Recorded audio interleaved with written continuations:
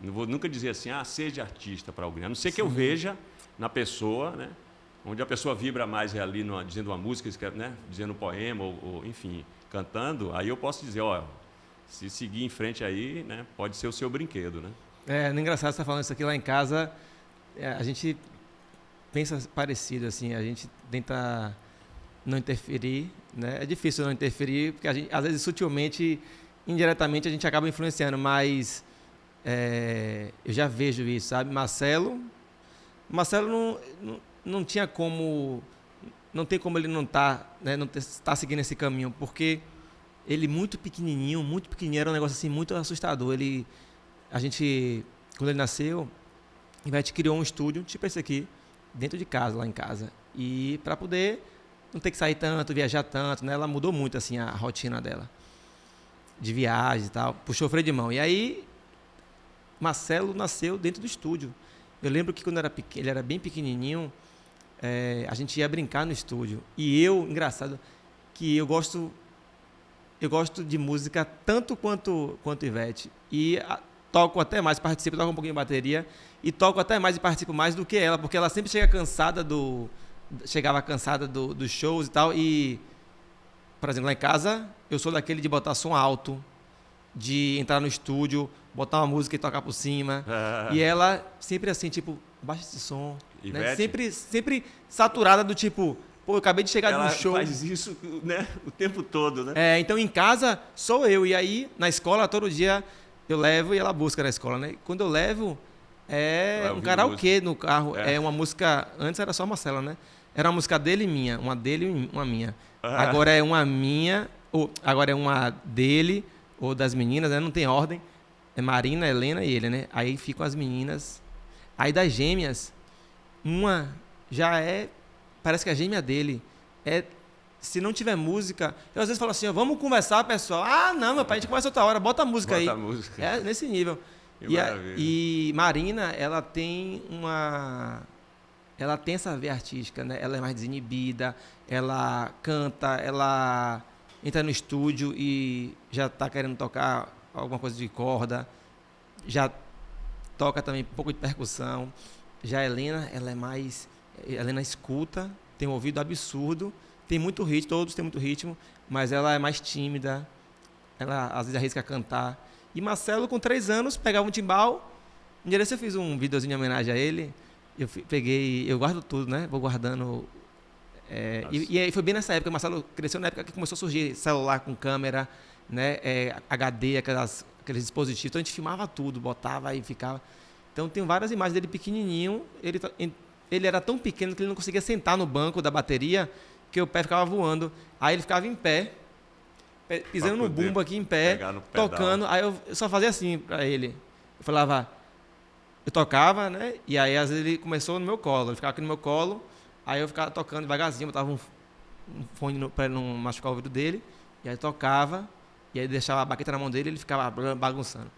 Ele já com 3, 4 anos, ele em pé, eu falava assim, vá, tum, tum, pá, tum, tum, pá. Aí ele, de primeira, tum, tum, pá, tum, tum, pá, pá, tum. Aí ele já inventava uma coisa mais difícil. Né?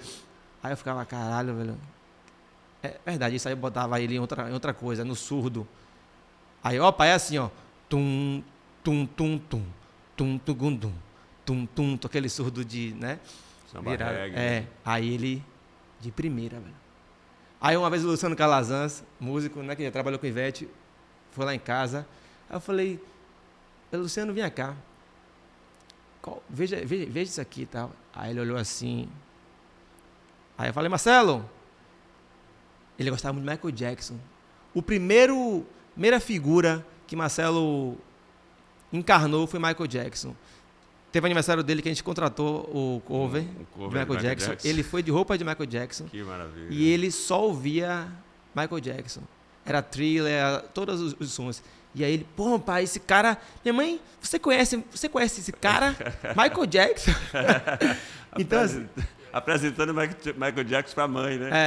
Figura, velho. E aí ele tinha isso, né? E aí o Luciano falou assim, rapaz, esse menino aí é problema, viu? Eu acho que ele tem ouvido absoluto. E aí, pronto. Aí ele tá aí hoje em dia tocando percussão, toca bateria. Agora ele chegou para uns 6 meses antes do Rock in Rio, chegou para a mãe e falou assim: minha mãe, eu quero tocar com você ao vivo, quando a chuva passar. Você tá tocando agora. Aí a mãe, tá, isso aqui.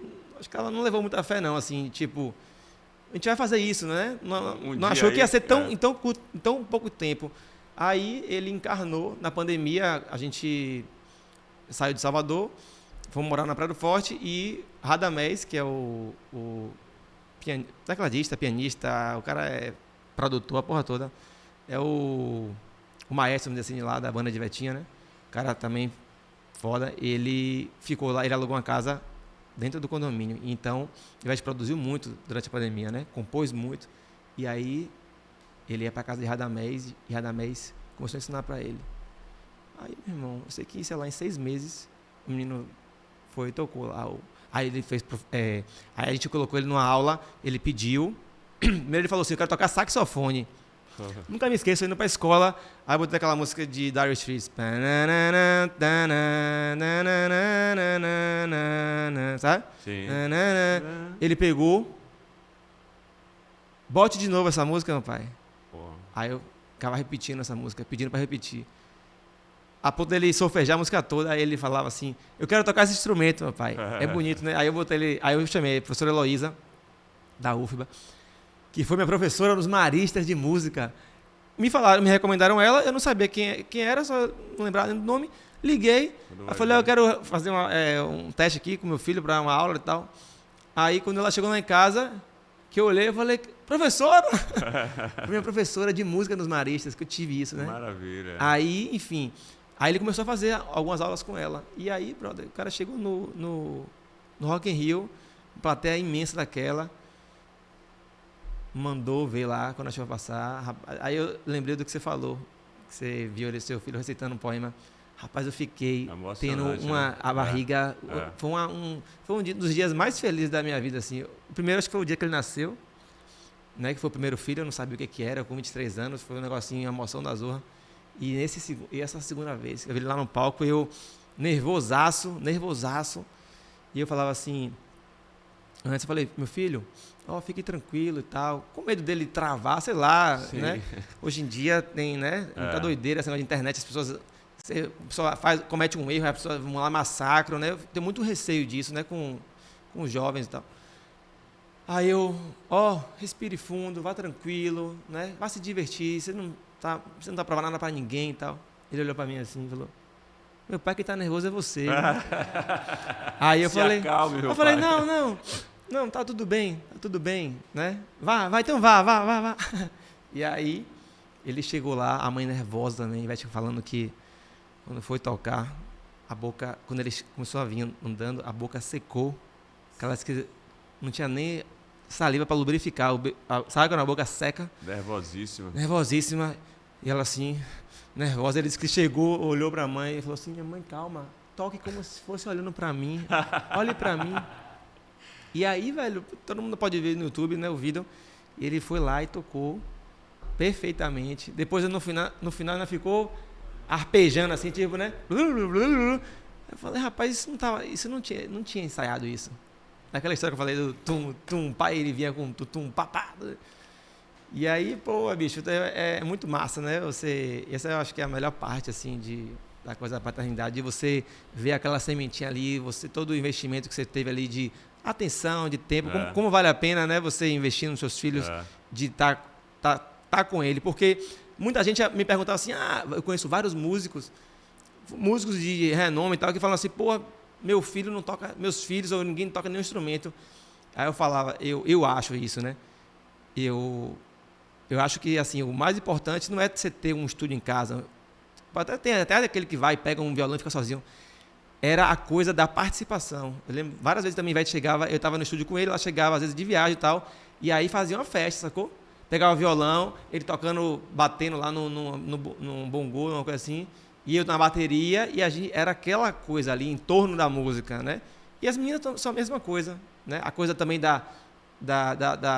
do ir para a escola ouvindo música, E aí, às vezes, eu faço umas brincadeiras que eu lembro disso na época que eu era moleque, na escola de música no Marista, era descobrir qual era. A prova era que instrumento tá tocando. Aí botava lá um violino, um violoncelo, e você tinha que marcar qual era o instrumento. Aí eu faço isso lá com eles, né? Eu pego, boto uma música, um sax, aí eu falo, quem sabe qual é esse instrumento? Eu sei! Aí, sabe? As pequenas, né? E é isso, essa brincadeira e tal. É educar pela arte, com a arte também, isso, né? é. Pode.